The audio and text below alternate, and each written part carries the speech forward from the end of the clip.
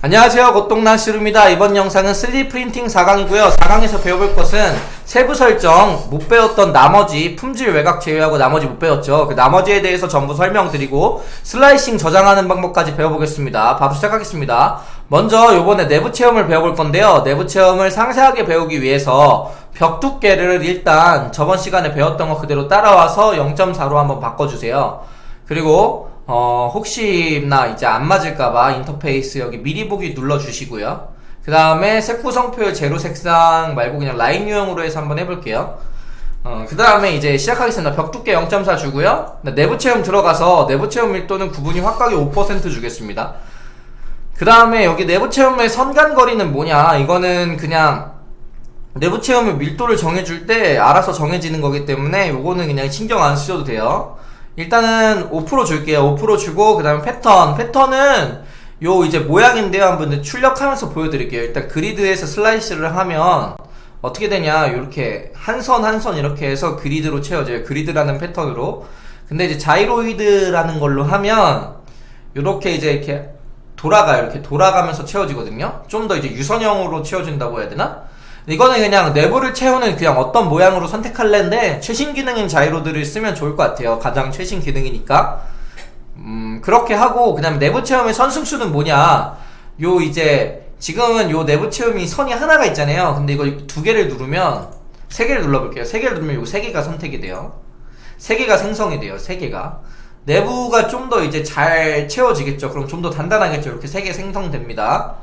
근데 저는 그냥 이렇게 1로 써요. 보통 이제 다른 거는 고정값으로 그냥 주시고요. 내부 체험 선승수 고정값, 내부 체험 오버랩 비율 그냥 30% 고정값 주시는 게 좋을 것 같아요.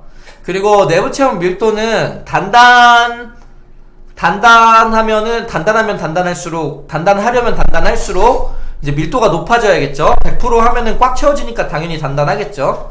근데 일반적으로 출력 속도와 어느 정도 이제 그런 재료의 소모 비율을 어느 정도 아껴야 되기 때문에 20%만 줘도 충분히 단단한 물건이 나옵니다.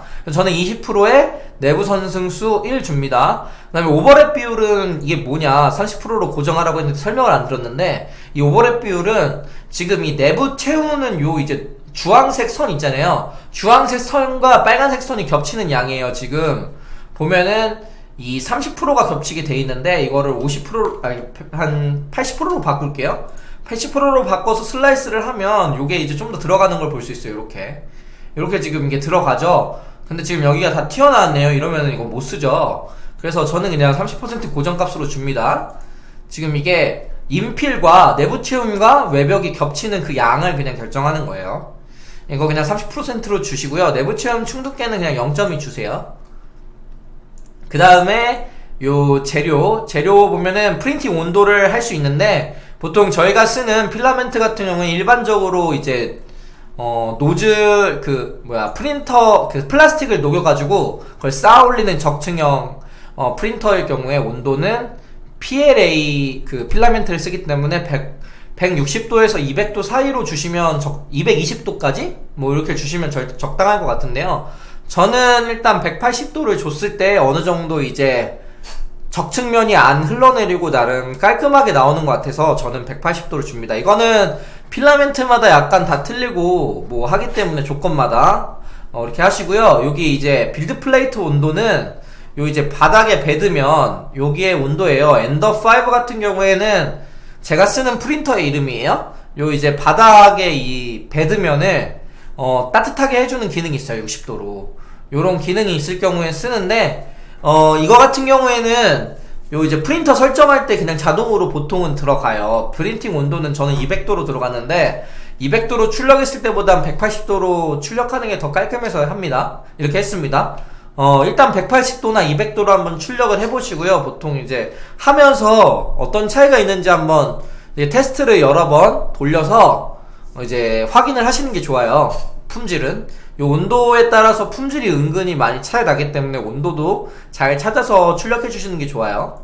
그 다음에 속도는 뭐냐, 속도는 그 프린터가 이렇게 탁탁탁 출력할 때 움직이는 속도인데, 이게 속도가 빠르면 빠를수록 이제 진동도 진동이고 이게 플라스틱을 녹여가지고 이제 바닥에 까는 거니까 당연히 어떨까요? 좀 너무 빠르면 제대로 안 깔리고 그냥 훅 지나가서 이렇게 그냥 막 이렇게 거미줄처럼 돼버릴 수도 있어요. 그래가지고 너무 빠르면 안 좋고 저는 80에서 100 사이로 놓습니다.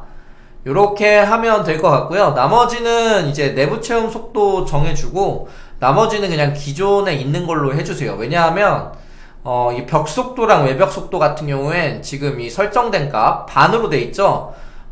프린팅 속도의 절반 정도가 적당하다고 저는 생각하는데, 이유는 요 벽하고 이제 외벽 같은 경우에는 단단해야 되거든요. 그리고 이제 적층면이 고르게 돼야 돼요. 그러니까 이제 너무 빠르면은 이게 고르게 되거나 이제 매끄럽게 될 수가 없겠죠. 그래서 최외부의 요 부분은 좀 천천히 40 정도로 가시는 게 좋다고 생각합니다. 다른 건 그냥 건들지 않고 그대로 내가 이제 큐라를 이제 설치를 하고 프린터를 이제 세팅할 때 정해지는 이 속도가 있어요. 기본값. 요대로 쓰면 크게 문제 안 될 것 같아요. 거기서 좀 더 품질을 높이고 싶으시면 속도는 줄이면 돼요. 빠르게 하면은 프린터가 흔들리거나 필라멘트 적층이 제대로 안 될 수 있어요. 뭐 요점 주의해서 그냥 요렇게 쓰시면 될 것 같고요. 그 다음에 요 이동은 이거는 세부 설정에서 굳이 필요가 없는 메뉴라 이제 건너뛰겠습니다. 냉각도 요 이제 프린터 기본 그 세팅 값에 맞춰야 되기 때문에 요것도 건너뛰고요. 요 서포트에 대해서 얘기를 하면 요건 좀 중요해요. 요 서포트는 지금 원래 이제 모양이 서포트를 일단은 생성을 안 하고 한번 보여드릴게요. 원래 모양이 요렇게 돼 있는 모델링이에요. 지금 여기가 공중에 떠있죠. 이렇게 공중에 떠있으면 이게 지금 적층에서 쌓는 구조인데 이게 적층이 될까요? 당연히 안 되겠죠. 당연히 안 되기 때문에 여기에 이제 적층을 가짜 형상을 적층을 시켜줘서 여기에 요 이제 형상을 쌓을 수 있게 해줘야 돼요. 요걸 서포트라고 하는데, 이거 같은 경우에 서포트가 무조건 필요하기 때문에 서포트 생성을 눌러주셔야 되고요. 눌러주시면 여기 이제 각도 있잖아요. 요 각도가 몇 도이냐에 따라서 생성이 되냐 안 생성이 되냐를 이제 할 수 있어요. 일단은 어디에나로 해주시고요. 빌드 플레이트 위 말고 어디에나로 해주세요. 그 다음에 오버핸 각도를 60도 정도로 주시면 크게 문제는 안 됐던 것 같아요. 물론 이제 다 생성하려면 0도 주셔도 되는데 0도는 너무 이제 말도 안 되니까 60도 정도로 주시면 될 것 같습니다. 이게 60도가 요 각도가 60도보다 이제 커야지 이제 생성이 된다는 거예요. 지금 보면은 각도는 어떻게 측정을 하냐면 지금 수직으로 이렇게 쭉 이제 Z 값으로 이제 Z축으로 이렇게 쭉 올렸을 때 이 각도, 이 X의 요 각도로 이제 측정이 되는 거예요. 저는 60도 줬을 때 큰 문제 없이 서포트가 잘 생성돼서 60도로 주고요. 서포트 밀도는 저는 5%로 주는데, 요게 밀도가 크면 클수록 지지의 이 파워는 세지지만 이거 떼어내기가 은근히 힘들어요. 그래가지고 서포트 밀도를 저는 5%를 추천드릴게요. 그 다음에 저는 지그재그 추천드립니다. 요거는 서포트 패턴은. 그 다음에 여기 이제 서포트 내부 체험 레이어 두께는 그냥 0.2로 그냥 고정시켜 주시고요. 그 다음에 넘어가겠습니다. 요렇게 하시면 될 것 같아요. 여기 이제 받쳐주는 요 모양이에요. 그 다음에 요 빌드 플레이트 부착, 저번에 간단하게 설명드렸는데 요 바닥에 이제 그냥 이게 빌드 플레이트가 없이 하는 것보다 스커트는 없이 여기 외곽에 한 번만 도는 거예요. 이렇게 없이 하면은 이게 좀 고정이 좀 잘 안 되겠죠. 저는 예를 들어서 이 빌드 플레이트의 장점은 프린터를 처음에 이제 초기에 사서 이 베드를 제대로 세팅을 못 하셨다고 하더라도 이 빌드 플레이트를 브림으로 해서 생성해 주면은 어느 정도 출력이 잘 되는데, 요런 거 같은 경우에는 좀 제가 다른 사람이 봐도 이 바닥에 딱 놨을 때 좀 이렇게 잘 안착되기가 좀 어려운 형상 같잖아요. 요런 거 같은 경우에는 실제로 이제 빌드 플레이트가 이제 없으면, 근데 이제 여기 이제 베드 그 세팅이 처음에 이제 프린터를 사고 이 바닥에 평을 잡아줘야 되거든요. 노즐과 바닥 사이의 거리를 지금 이게 0.4의 그 노즐을 쏴주는 거니까 0.4 정도 띄워놓고 요렇게 이제 베드 평을 잡아주셔야 돼요. 그 근데 이제 그게 좀 어렵잖아요. 생각보다 어려운데 그게 좀 잘 안 맞을 경우에 그냥 스커트식으로 해서 그냥 바로 이제 출력물을 베드 위에다가 쏴버리면 여기가 이제 공중에 뜨면서 좀 이제 출력이 좀 이상하게 될 거예요. 그래가지고 근데 이제 그거를 잘 못하시는 초보자분도 브림을 쓴 상태에서 출력을 하면 바닥에 일단 요 출력을 한번 깔아주기 때문에 이 빌드 플레이트가 좀 이상하게 생성되더라도 그 위에서는 모델이 제대로 생성되거든요. 뭐 그런 기능도 있고 여러가지 이제 빌드 플레이트는 이 모델이 출력물이 넘어지지 않게 하기 위한 받침대 역할도 하고 출력이 같은 재료에서 출력될 때 더 이제 잘 적층이 되거든요. 그런 역할도 해줍니다. 그래서 요 빌드 플레이트는 잘 모르겠다, 내가 이제 어떤 형상이 불안한 거고 어떤 형상이 불안하지 않은 건지 모르겠다 하면은 그냥 브림에다가 너비는 지금 선수랑 너비 같은 경우에 선수만 이제 바꿔볼게요. 전 선수로 생각하거든요. 선수를 이번에 10으로 할게요. 10으로 슬라이싱을 해서 요 정도도 이제 어느 정도 잘 이제 왔다 갔다 안 하고 잘 이제 고정이 될 것 같다 싶으면 요 정도로 해주셔도 되고요. 나는 좀 이거보다 훨씬 넓어야지 이게 안정적일 것 같다 출력할 때 하면은 20 넣고 해주시면 좀 더 이제 안정적으로 되겠죠. 요런 식으로 요것만 조정해 주시면 돼요. 그리고 밖에서만 브림 생성 요건 체크해 주셔야 되고요. 그리고 이제 이중압출은 뭐냐, 보통 일반적인 프린터에서는 사용하지 않아요.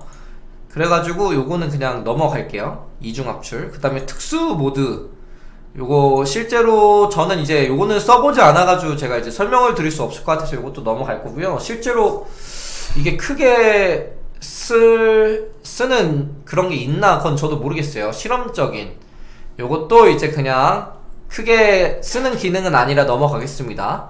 요렇게 해서 세부 설정에 대해서 배워봤고요. 이제 슬라이싱을 한 것을 저장을 어떻게 하냐, 지금 저 같은 경우에 이거 처음에 출력할 때 지금 내부 체온 보기 위해서 이걸 0.4로 뒀는데 1.2로 두겠습니다. 좀 단단해야 되거든요.